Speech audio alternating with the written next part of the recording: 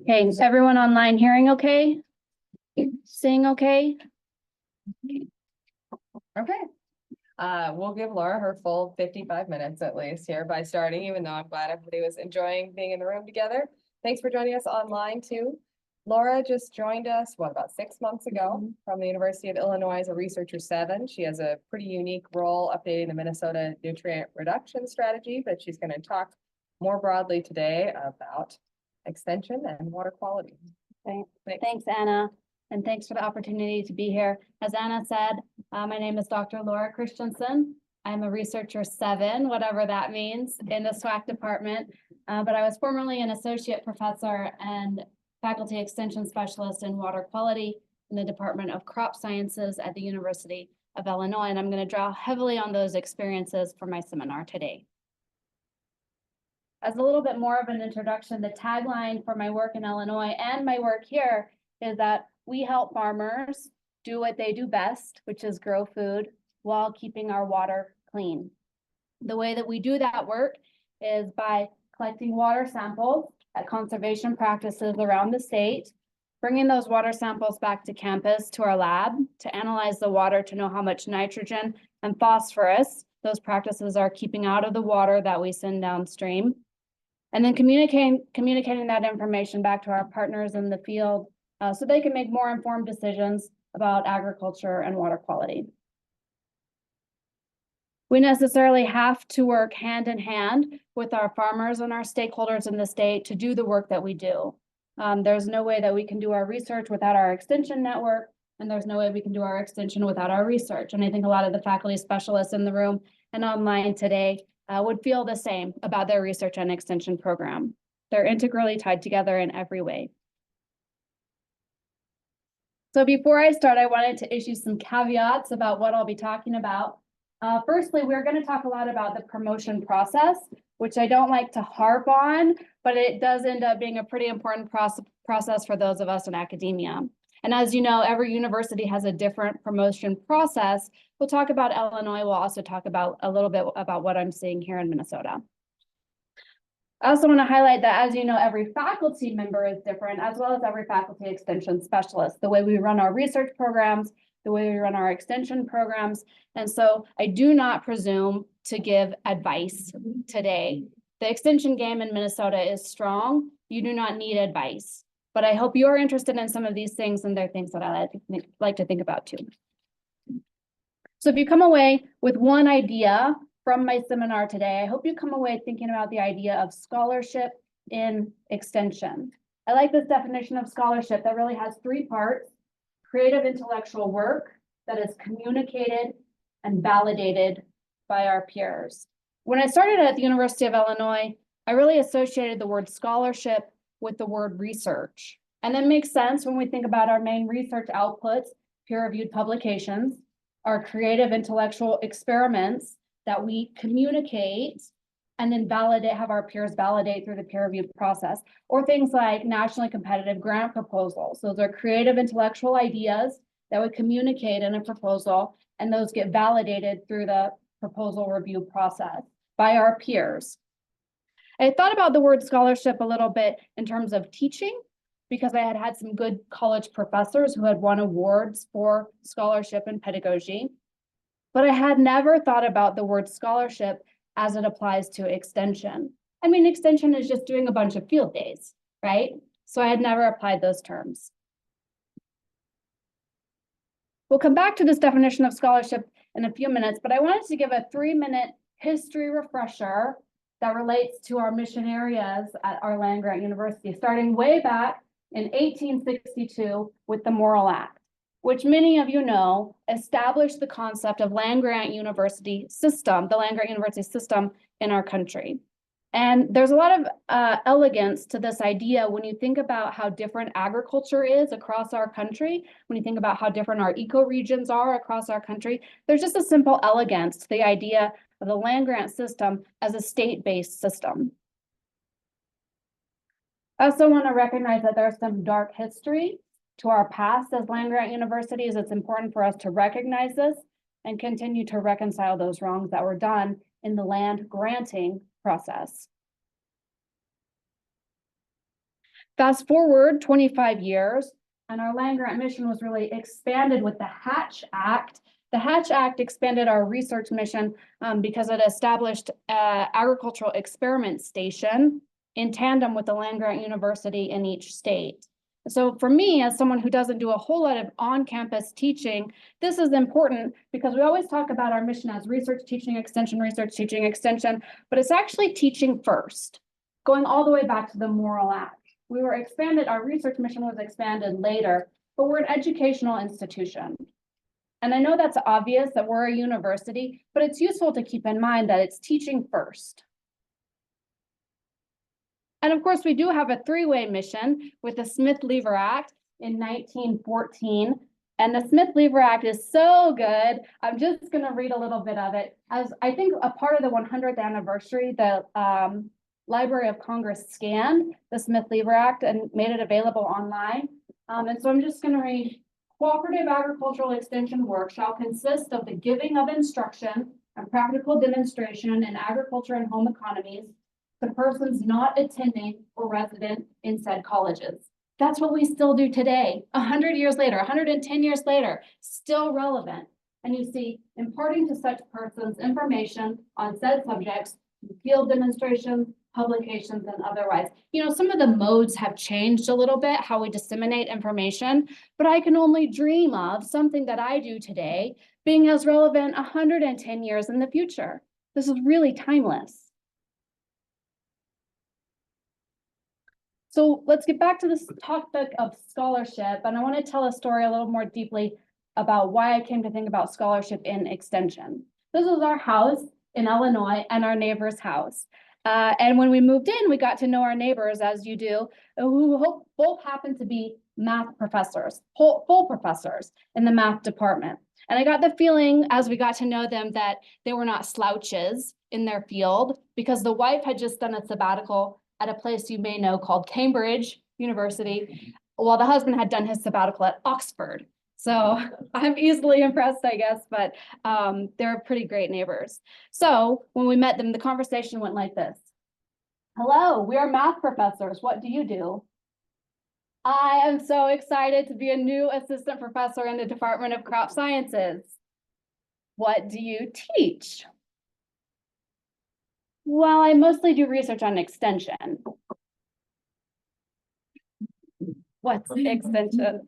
And this is me not actually crying in real life. I'm embellishing the story, but I hope you can understand my disappointment in that moment that others at my university, indeed others who had achieved a measure of success as full professors at my university, had no idea of what extension was, you know, something that was so central to my own professional identity.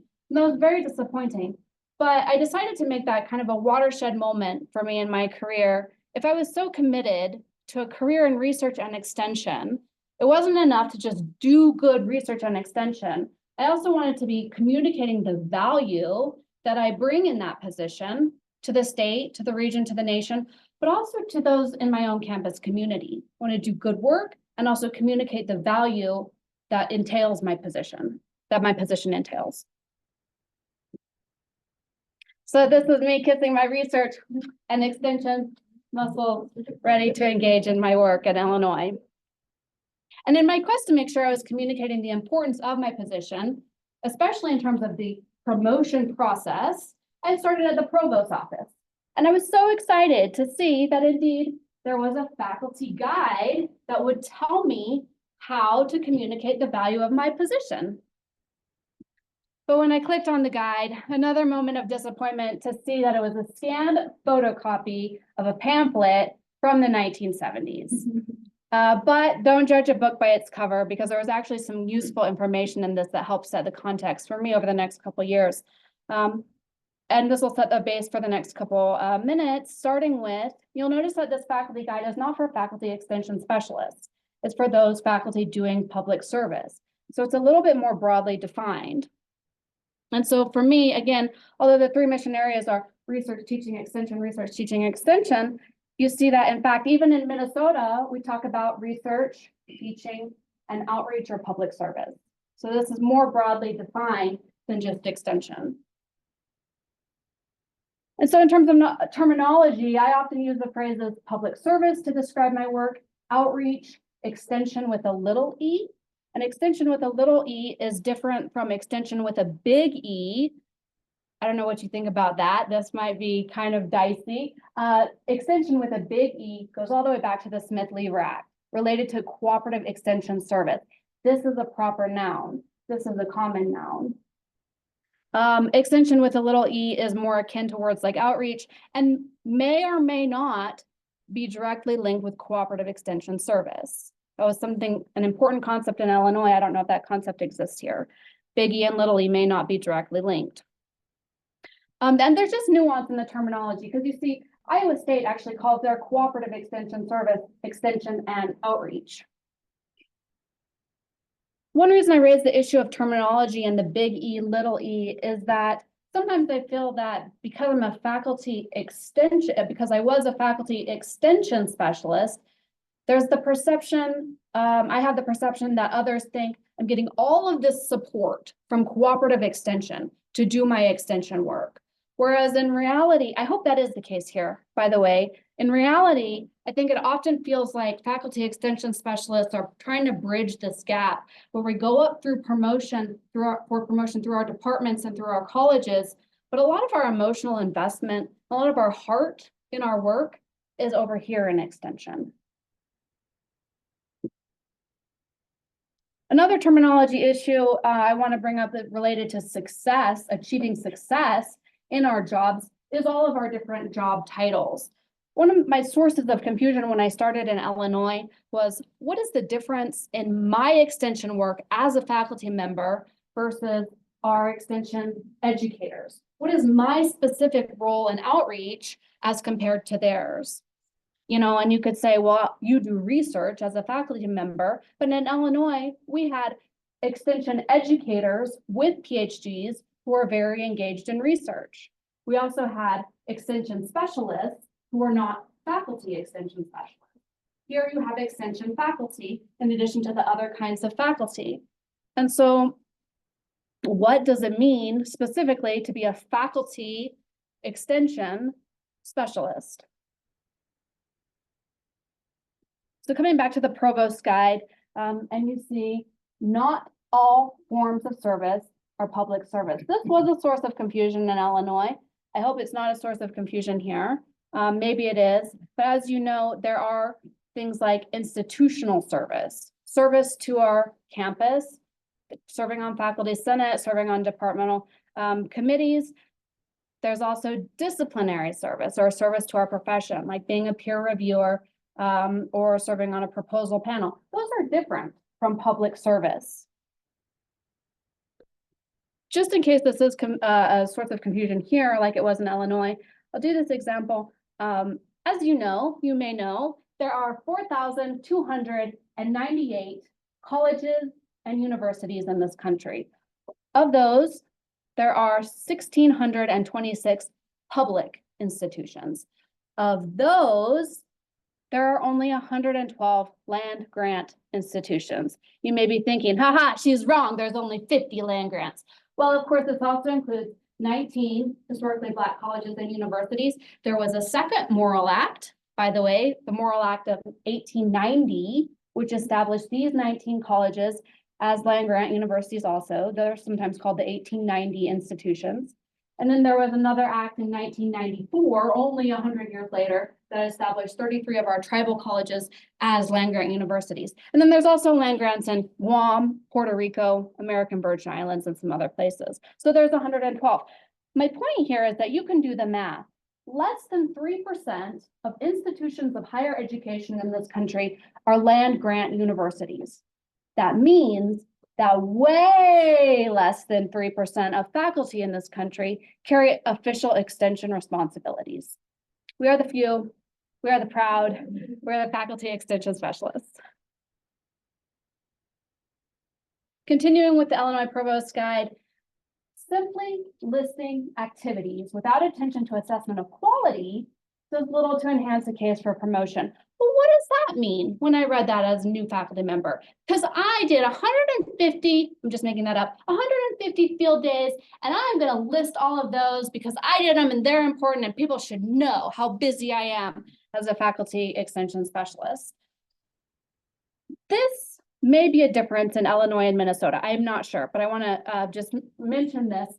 Part of where this is coming from, I believe, is that in Illinois, in our promotion document, faculty extension specialists got 3 pages total to list all of our extension activities. And so it makes sense that the provost would be saying, don't try to list all of your activities because you can't do that in 3 pages anyway. Now in Minnesota, I see that in your promotion guide, you also submit a full CV. So if you have room or instruction to list all your stuff, of course you would. You know, but I also think about it from the perspective of my neighbors who teach and may teach Monday, Wednesday, Friday. That's a 1-hour field day seminar, Monday, Wednesday, Friday, times 16 weeks in a semester is 48 field day seminars that they would give. And they would get to my 150 field day seminars that I'm so proud of in 3 semesters. So I'm just not sure. I don't think people really think about it like that, but I'm just not sure that the way I think about all of my field day talks resonates with the broader campus community in the way that I think it should.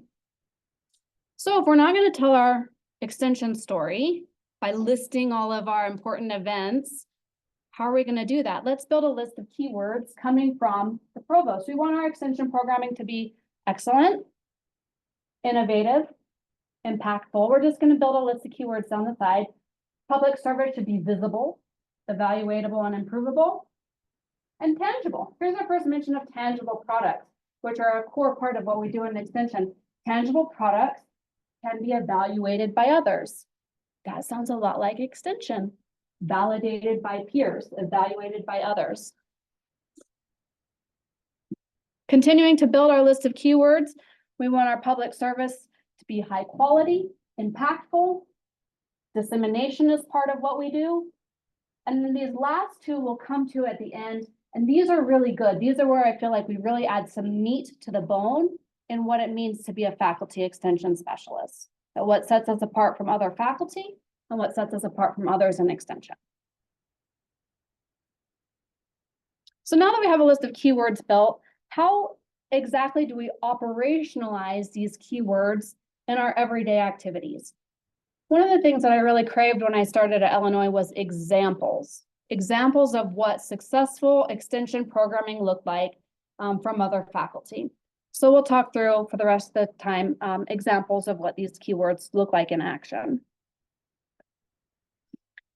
One of the first themes here is that we want our all of our extension work to be relevant for the public good. And this hits on the keywords for me of being innovative, being visible, making sure we're disseminating timely information relevant for the public good. My example here is that as a part of our applied research in Illinois, we monitored the practice of saturated buffers at several farms across the state to know how much nitrogen they were cleaning out of the water. A saturated buffer is the conservation drainage practice at the edge of the field that cleans nitrate out of tile drainage before that water goes downstream. And our research allowed us to develop an effectiveness value for the practice of saturated buffers so that we could essentially codify into state policy saturated buffers as a recommended practice as a part of our nutrient loss reduction strategy in Illinois. So our work monitoring saturated buffers and then our work disseminating those results through field days and through fact sheets, but also through state policy allowed us to do work that was relevant for the public good. If you're wondering what I'm doing here in Minnesota, it's coming up with these numbers for about 30 different conservation practices in the state for our Minnesota strategy. The next theme is a little bit bean countery, but when I was new in extension, this was really low-hanging fruit to make sure that I was feeling productive. Here's a fact sheet, here's a blog post, here's a podcast, check, check, check. And you see this also featured, this idea of tangible products also featured in your own 712 document, your promotion document. You know what I'm talking about? 712, 7.12? Mm-hmm. What do you call it? 712. Yeah. Okay. Okay.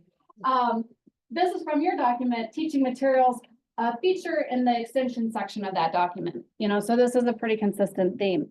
The other thing I want to stress for our communication products, they're legitimate extension outputs and so important, but when we can make them citable, we should citable and have unique identifiable publication numbers. Being citable in a consistent format raises the visibility of our brand, not just my brand as an expert in my field, but the brand of extension, the brand of our college, the brand of our department. And this makes it easy for people to use our work. And it's so easy to add a suggested citation.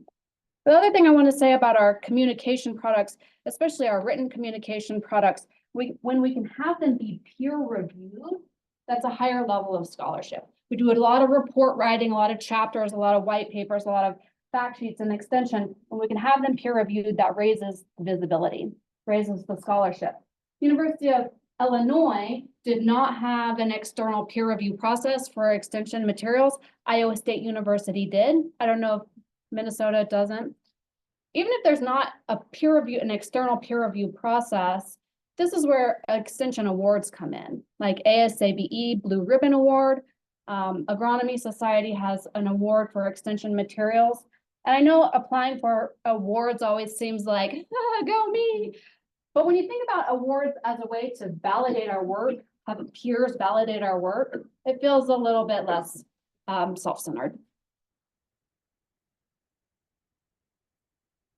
Ensuring that our outreach work is measurable is the next theme, and this is a big one that encompasses a couple things. So we'll hang out here for a minute.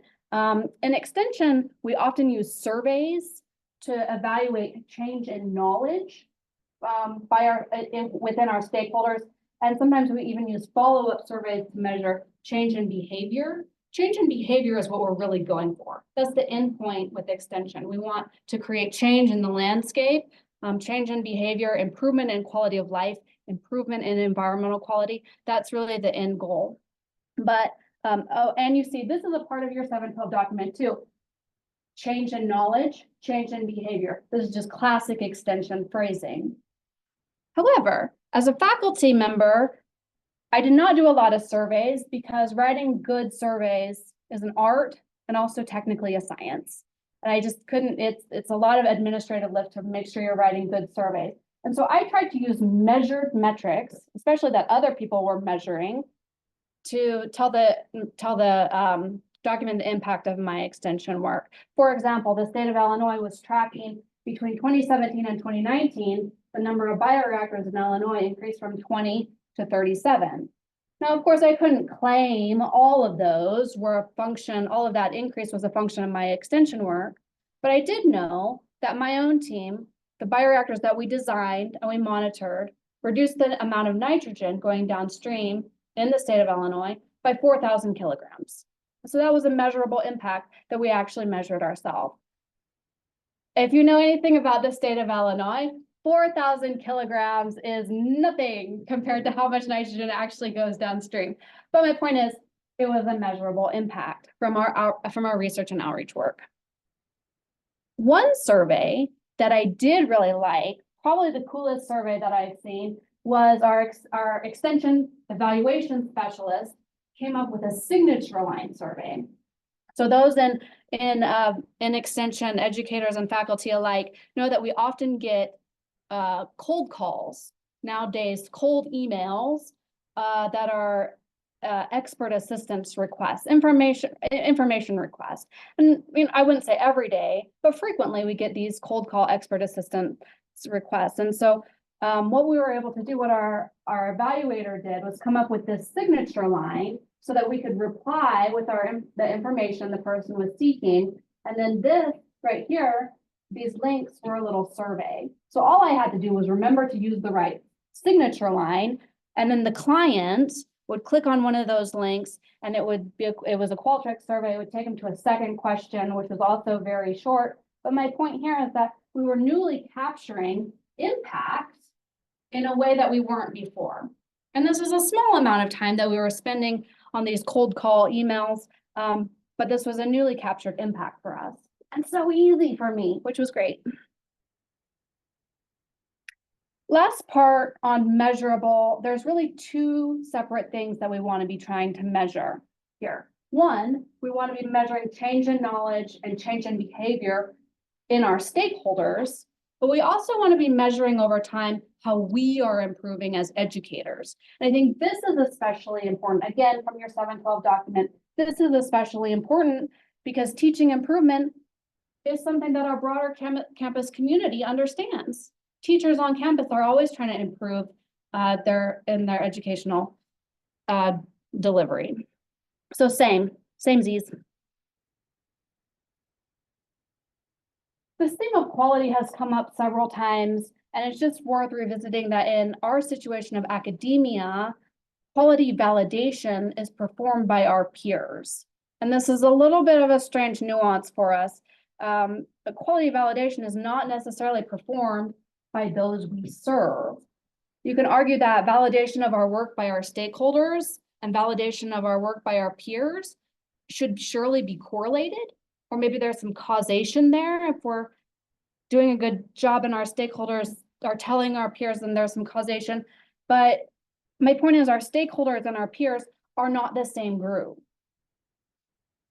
And therein lies the dichotomy, because there are a lot of things that we do in extension, a lot of time that we spend, a lot of effort, a lot of emotional effort, even, that we'll never capture in terms of the definition of scholarship. And when you zoom in to what underlies our actual success in extension, you see that it's all built on relationships. Relationships with our stakeholders, relationships with our agencies, relationships with others in extension, relationships with those on campus, faculty, staff, students, relationships with those at the ROCs. And ironically, the word relationship is nowhere in our list from the provost.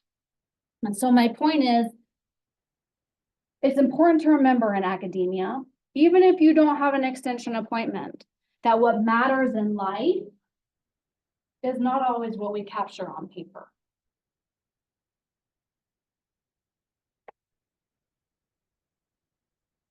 And speaking of relationships, an opportunity to set faculty apart from other extension job titles is our ability or our encouragement to interact with a community of scholars. One of the main ways that extension faculty interact with these communities is through our multi-state Hatch, extension and research activity committees. Now remember Hatch Act, we talked about that earlier. These ERA, extension and research activity committees, are like built-in collaboration networks for us. And key opportunities to show leadership. So this is a shout out to Lindsay Peace and her work with Sarah 17, recognizing the meeting there in Crookston a couple years ago. The opportunity to use these multi-state committees to show leadership in our fields, again, ties directly to your 712 document. We as faculty extension specialists want to be recognized as the major subject area person in our state for our stakeholders, but also recognized as the subject area expert in our state by our peers who are in other states doing similar work. And that's where these multi-state committees come in. Even beyond the Hatch committees, I believe that one, the freedom that we have to engage professionally as scholars off campus, combined with two, the fact that relationships are inherent to how we create change, that creates the space for us to show leadership in our fields as scholars. So in other words, we have the professional bandwidth to take the time necessary to make the relationships that allow us to create change and demonstrate regional, national, and global leadership in our fields.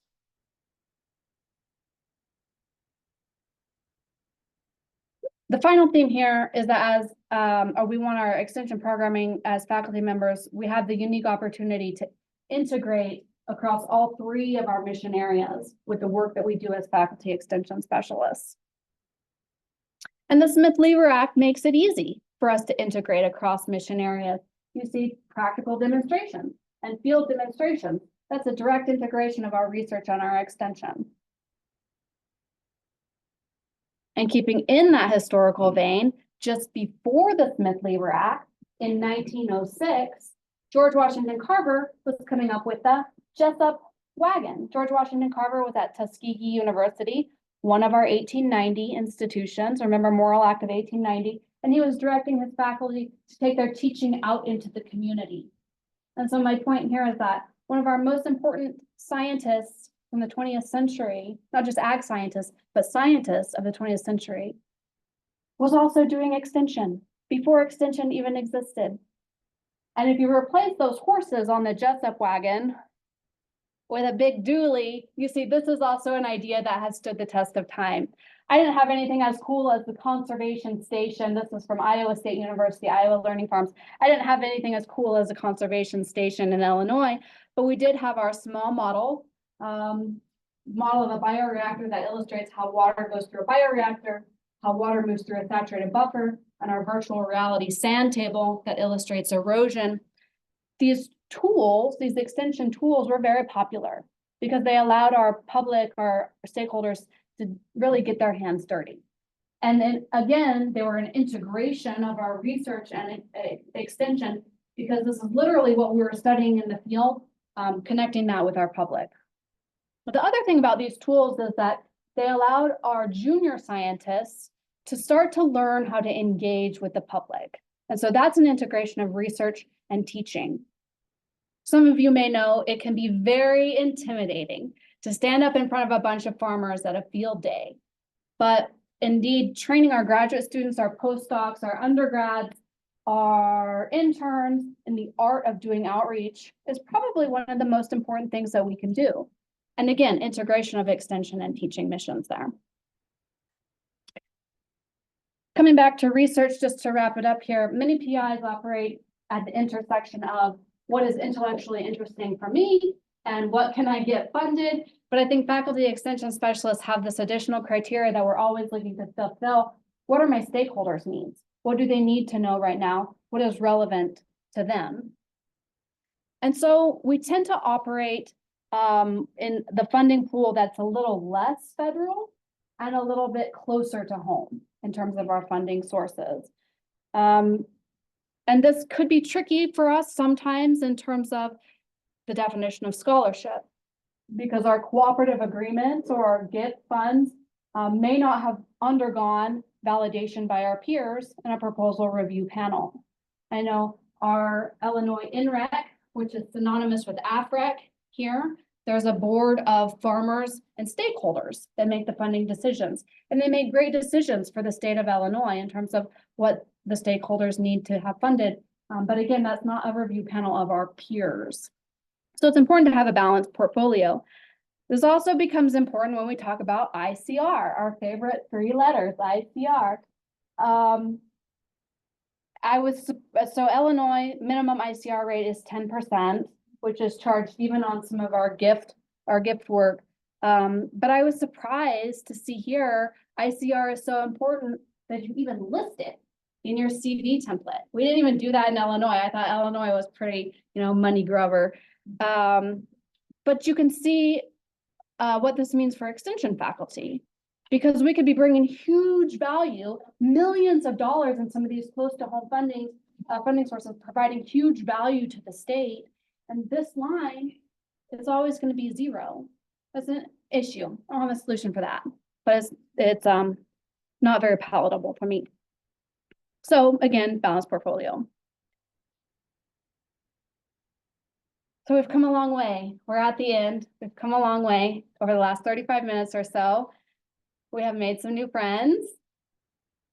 We have talked about how we could work together to understand each other better. And we talked a lot about scholarship in extension. So I hope that you go on to define scholarship in extension for yourself. And I thank you for your time.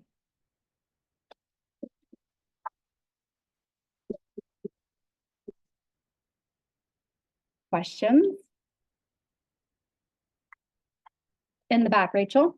Yeah, so extension kind of broadly across the nation has a kind of understanding problem. Like the general public doesn't know about it. And then as you say, many of your colleagues don't know about it. So kind of what kind of insights might you have? How could you kind of reach out and get extension more? Because as you say, it's over 100 and something years old. Yeah. Well, I think, there also may be a difference in the segment of society that we're reaching. I think that the agricultural audience, which is, as you could see from the Smith Labor Act, one of our main audience, agriculture and home economies. I think that our agricultural communities probably do have good name brand recognition with extension. And that's important because that's the main audience that I'm trying to reach with my work. However, what we have seen is that I think the value that some of our stakeholders put on information coming from extension has decreased relative to private industry, and, you know, people that are selling them things. I think there's still value in what extension is putting out, but farmers are bombarded with so much information now that we really have to fight for our market share, I guess. Yeah.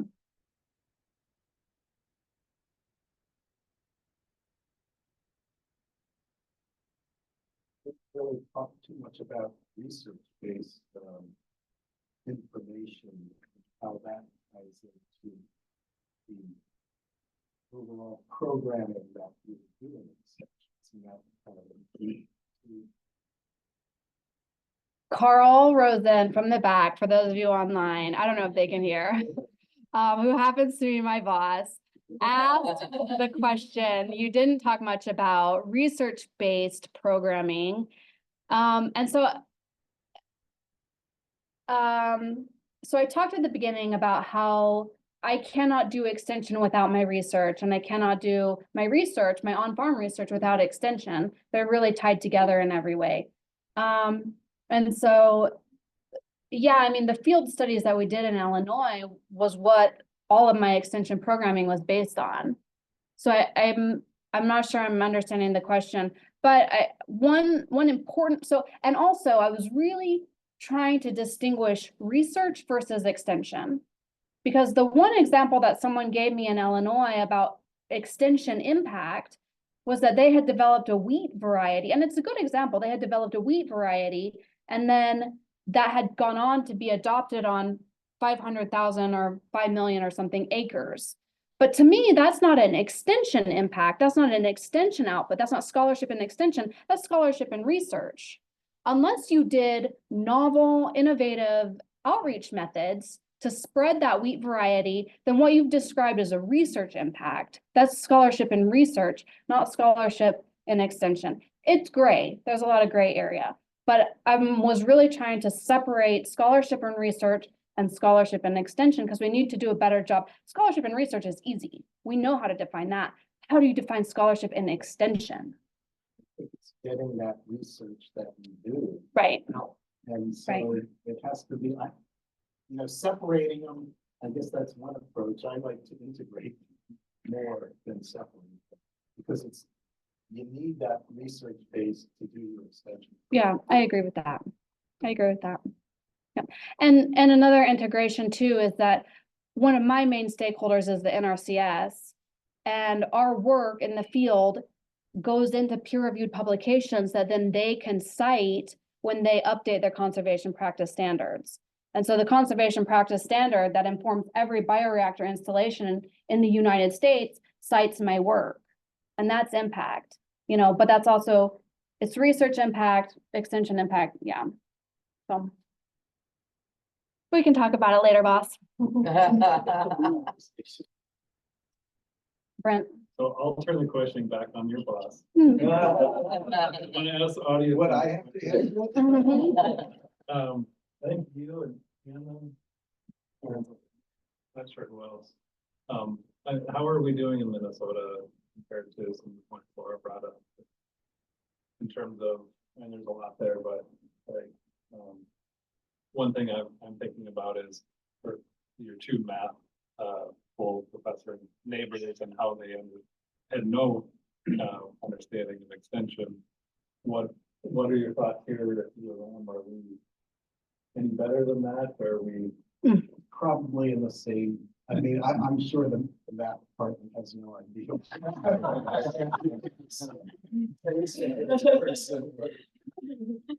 Of course, they probably don't know what anybody else does in the mathematician. My dad was a mathematician. That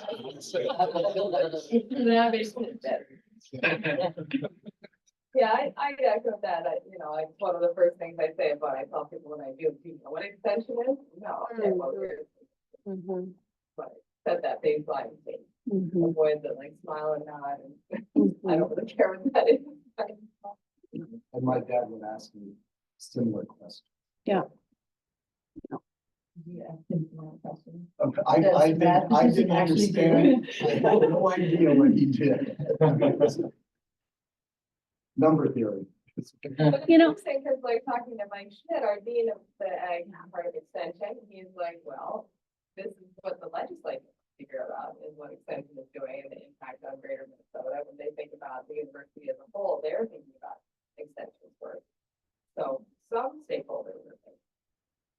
And it feels to me like a lot of people know the work that comes out of extension. They don't necessarily associate it with extension. And I think it's University of Minnesota is doing this. Yeah. That's true.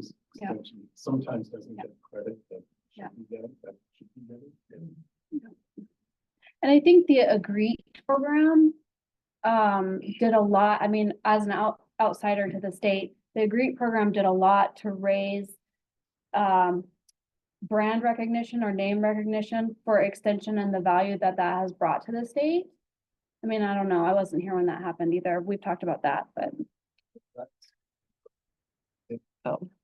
It was a way for the legislature actually to have a little more control over the positions. okay. Which for extension worked out really well. The university is kind of university. It's complex. Mhm. It was one way Yeah. for the legislature. to have a little say. Yeah.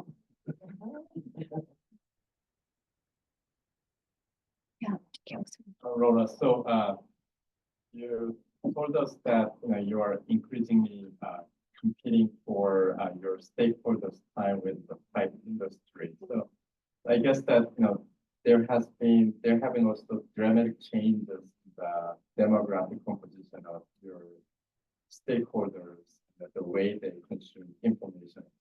Can you tell us about them? Yeah,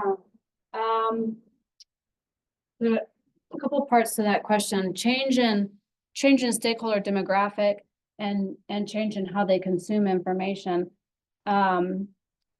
So the thing that came to mind when you said change in demographic is that the average age of farmers is 57, 58, very white male. And increasingly, as those males pass away, the farms get inherited by their wives. And I finally, for the first time, had the chance to work with my first woman landowner with a bioreactor. I showed her picture. Her father had passed away and she inherited the farm. She was actually a chemical engineering PhD who worked in San Francisco in the pharmaceutical industry, and she came to the farm every summer. So anyway, I just love to work with her. But yes, the demographic is changing, and that's especially exciting for me as I start to see more women in agriculture. I think that's very exciting. But in terms of how information is consumed, ag Twitter is very hot, and there's a lot of misinformation on ag Twitter, and I try to stay out of it, but we've seen a lot of information about biologicals.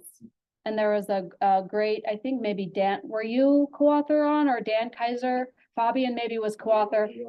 Yeah, great report, multi-year report, multi-state report that demonstrated some of the biologicals weren't as great as they had maybe been promoted to be. And so I think getting information like that out, still the university and extension still serve a very important impartial place to go for information like that.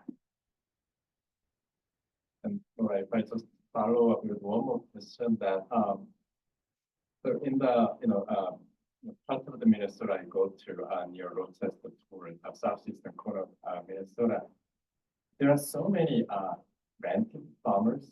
Oh, yeah. And then their properties belong to someone who lives in San Francisco, for example. And how do you handle with those? Yeah, that's a real, a real challenge and an increasing challenge. And my family too, we are not absentee landowners. My family farm is in north central Kansas. And my dad, now that he's retired, he goes up, makes my mom go with him, and he goes and sprays all the cedars, and it's like his thing that he does. But so I understand that demographic. I understand who those folks are. And reaching them with conservation is very difficult because the person farming, you know, especially for some of the structural practices like bioreactors, saturated buffers, those are permanent practices that the person farming the land has to put up with, but they're really relatively permanent practices. So the landowner is involved too. You know, and we had a couple of saturated buffers. The land tenure and the farming versus rental farming, it has come up because we've had several saturated buffers where the CRP contract ended and the owner of the farm wanted to take the buffer out. This was in Illinois where we don't have a buffer law. The landowner wanted to take the buffer out and farm right up to the edge of the creek because the CRP contract had ended. And so our monitoring was done. Unfortunately, our study was done. But so those saturated buffers no longer exist because the CRP contract ended and the landowner wanted to farm it. But yeah, all of those issues make conservation and the landscape really complicated. Not an answer there, just kicking the can, but. Thank you. Give me some, a lot of insight. Can you speculate next 50 years, in 50 years? What the extension will be? I can envision a world, coming from Illinois, I can envision a world where there are no longer faculty extension specialists. That's not the world that I want. That's what I speculate for the future. Unless we get serious about programs like Agree. I know you said all the money's spent, but things like that where the state really steps in to say, yes, extension brings value, faculty extension specialists are bringing value to our state. Because I don't want to live in a world without faculty extension specialists. You also have business. Yeah, but here's the thing, with private industry, for areas like water quality, there is no market for water quality. In our unregulated water quality environment, you know, tile drains aren't regulated. If tile drains were regulated, a market would spring up to help farmers reduce nitrate pollution, but it's not regulated. And so there is no place for private industry to engage in water quality right now, which is where extension comes in. If there was a market there, private industry would fill that gap. But, and then other areas like soil health, you know, there's things that are in the public good where there's no private market for them. So that's where extension comes in. That's my speculation. Bailey? I guess, we have a lot of great research in soil health, water quality. Folks are working on that. But how do we set measure like achievable goals, given that a lot of barriers? Like we're putting out this research information, I think most, if not everyone agrees that clean water is the goal.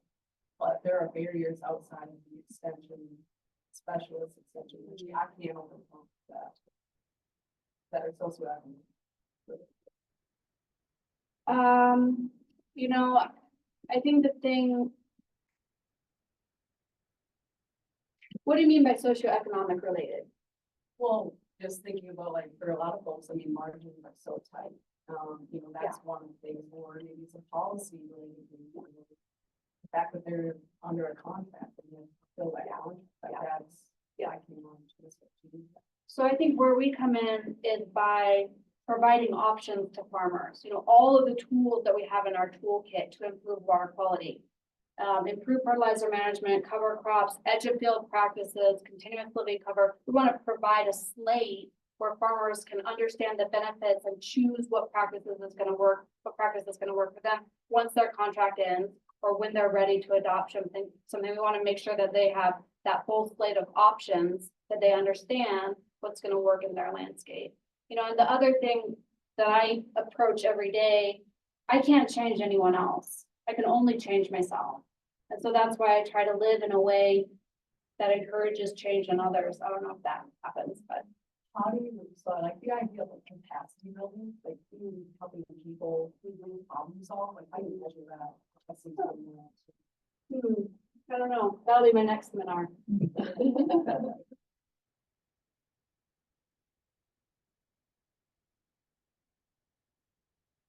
For a non-mandatory seminar, you're all staying pretty late.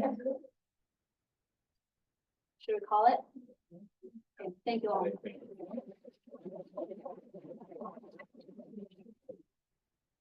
On discussion,